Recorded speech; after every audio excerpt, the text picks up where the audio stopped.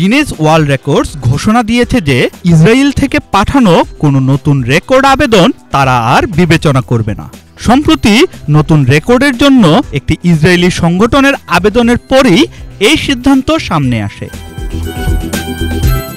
ঘটনা শুরু হয় যখন কিডনি দানকে উৎসাহকারী একটি ইসরায়েলি সংস্থা মাতনাত টাইম গিনেসের কাছে একটি নতুন রেকর্ড নিবন্ধনের আবেদন পাঠায়। তাদের দাবি, সর্বমোট 2000 মানুষ অপরিচিত ব্যক্তিদের কিডনি দান করেছেন, যা বিশ্বের সবচেয়ে বড় স্বেচ্ছায় কিডনি দান নেটওয়ার্ক।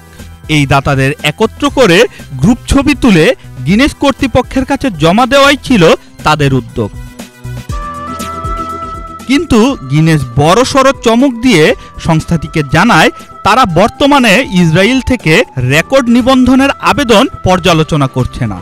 বার্তা সংস্থা আনাদুলু ইসরায়েলি গণমাধ্যম চ্যানেল N12 বরাতে জানায়, এই সিদ্ধান্ত শুধুমাত্র ইসরায়েলের জন্যই নয়, বরং পশ্চিম তীর ও গাজা থেকেও কোনো আবেদন গ্রহণ করছে না তারা।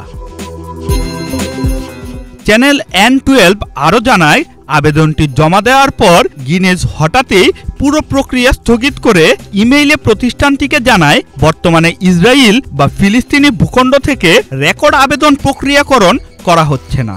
যদিও এখন পর্যন্ত গিনেস কর্তৃপক্ষের পক্ষ থেকে কোনো আনুষ্ঠানিক প্রেস স্টেটমেন্ট প্রকাশ করা হয়নি।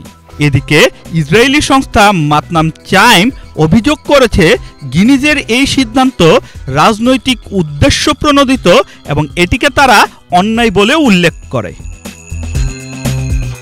গিনেস ওয়ার্ল্ড রেকর্ডসের এই সিদ্ধান্ত নিয়ে এখন তোলপাড় হচ্ছে আন্তর্জাতিক মহলে। রাজনৈতিক পরিস্থিতির কারণেই কি প্রতিষ্ঠানটি ইসরায়েলের রেকর্ড যাচাই বন্ধ করেছে, নাকি এর পেছনে নিরাপত্তা বা প্রশাসনিক কারণ আছে, তা এখনও স্পষ্ট নয়। আন্তর্জাতিক অঙ্গনের চোখ এখন গিনেসের আনুষ্ঠানিক প্রতিক্রিয়ার দিকেই। শাহরিয়ামান সানি, বাংলা ভিশন।